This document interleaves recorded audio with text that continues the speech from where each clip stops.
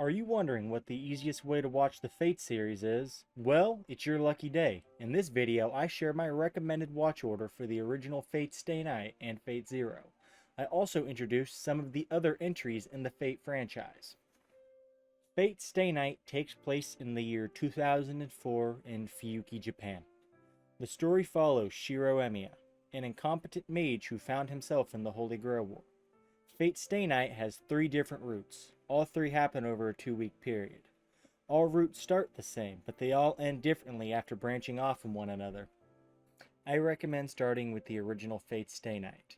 It is my least favorite in the series, mainly because of its poor adaptation. It still has a good story, but it is a hard watch if you don't like the series. It is a good place to start, but it's not a required watch if you don't like it. Whether you skip the original or watch it, you should watch Fate Stay Night Unlimited Blade Works next. This is the show I started the series with and I thoroughly enjoyed it. It has good animation and is pretty good at giving important information that is needed to help understand the rest of the series. After finishing Fate Unlimited Blade Works, I would watch Fate Zero. Fate Zero happens 10 years before the events in Fate Stay Night. Even though it happens first in the timeline, I wouldn't recommend someone start with this one because it gives a whole bunch of information that really doesn't make much sense if you don't understand the basics of the Grail Wars.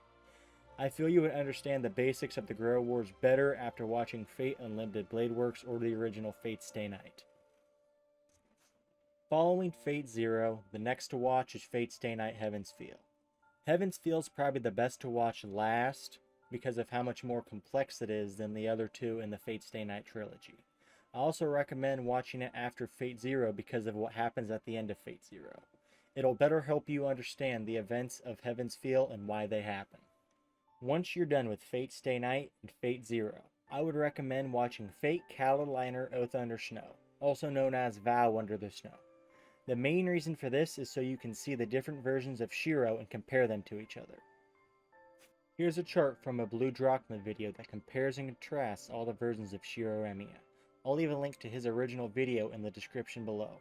Oh, and Oath Under Snow Shirou is a badass. I haven't watched the rest of Fate Cataliner, so I can't recommend them personally, but they are numbered so you can just watch them in that order after watching Oath Under Snow since that happens first. Now I'm going to introduce you to a couple of the other shows/games in the Fate franchise. Fate Apocrypha. Fate Apocrypha is not just about any Grail War, it's about the greater Grail War. This Grail War is fought between 2 separate factions. The Clock Tower, the red faction, and I'm not even going to try to say that name, but they're the black faction. There are 7 master-servant pairs per faction, with a ruler-class servant to watch over the war. Fate Apocrypha happens in an alternate timeline from Fate Stay Night. In this timeline, the Holy Grail was stolen from Fuyuki during the Third Grail War by the Black faction. This story follows Sieg, a homunculus who escapes from the Black faction, and his role in this greater Grail War. It's also where everyone's favorite femboy comes from. Fate Grand Order. Fate Grand Order is a mobile game that has had some of its stories adapted into animes or movies. It follows Ritsuka Fujimaru and MASH.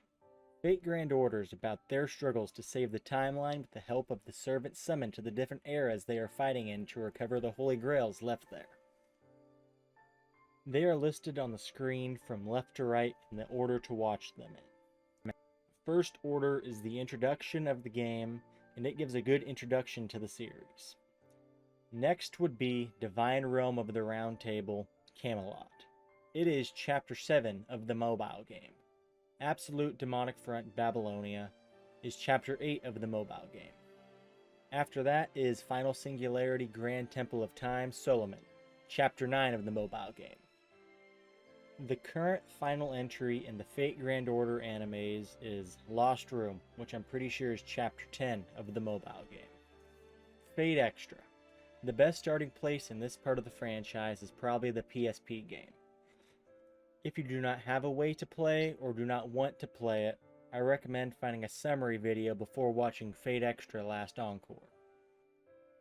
Having even the basic knowledge of Fate Extra will better help you understand what's going on in the show Fate Extra Last Encore, even if it's just a little bit better. I have played Fate Extra before. It is a Japan exclusive game, but there is a translated version of it on the internet. I never finished it, but it is a turn-based exploration game like many of the PSP games I've played from that era. Fate Extra Last Encore is an okay watch once you are familiar with Fate Extra. This show can be seen as what could happen if the player lost to the final boss in Fate Extra. This is not my favorite show in the franchise because of how hard it is to follow if you don't already know the original material. Fate Extella. Fate Extella's world is one where the player character beats the final boss and wins the war. You don't need to play the original Fate Extra, seeing as your character has no memory of the events before the game, but it does make some references to Fate Extra. Fate Extella Link. I haven't played this one yet, but it is the sequel to the original Fate Extella game. It also has the femboy. Fate Samurai Remnant. This game takes place in Edo, Japan, and the character you play is Ori Miyamoto, Musashi Miyamoto's apprentice. Similarly to Shirou, Iori is dragged into the GOOOO War without having any prior knowledge of what the GOOOO Wars are. The game's opening cutscene starts with you being hunted down by a group of assassins, and you unknowingly summon a servant to aid you. This game's hack and slash type gameplay is pretty fun. It has a standalone story that is not connected to the other games or shows. As always, if you made it this far, thank you for watching all the way through. Feel free to leave a like and comment down below what you want me to do next. If you enjoyed this video, go follow my X for updates and my Twitch because I'll be streaming there when I start. Anyways, I hope you have a good rest of your day. Bye-bye! Subscribe.